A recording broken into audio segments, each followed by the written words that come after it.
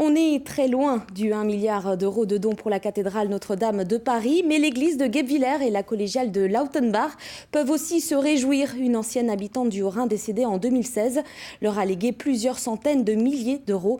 Un geste opportun alors que les deux édifices vont subir des rénovations d'ampleur. Reportage à Guebwiller, Nadine Lee et Nicolas Meyer. Comme son illustre homonyme parisienne, elle se prénomme Notre-Dame.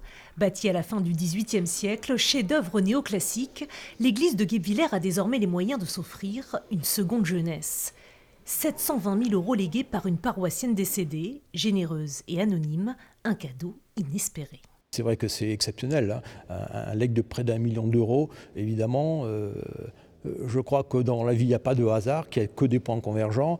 Nous avons, depuis maintenant 3 ans, avec monsieur le maire Francis Kleitz, réfléchi à comment mettre en place un projet de restauration. Et déjà, ce legs arrive, donc c'est vraiment extraordinaire. Une rénovation va être engagée, indispensable. Ici, point d'incendie, non, c'est tout le contraire. Cette Notre-Dame-là prend l'eau de toutes parts. Des infiltrations qui mettent en péril ce patrimoine unique, classé monument historique. Le coût des travaux s'élève à 15 millions d'euros pour le seul bâti. Le legs ne suffira pas, une souscription va être lancée et le contexte actuel pourrait s'avérer très favorable. Je pense que Notre-Dame de Paris attire l'attention sur un élément de patrimoine emblématique pour l'ensemble du pays.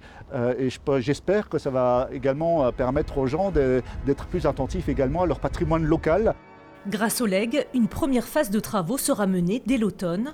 Le chantier sera long, 15 ans au moins, et plus encore si l'on inclut la restauration de l'orgue. Là aussi, les dons seront les bienvenus pour sauver la voie de Notre-Dame.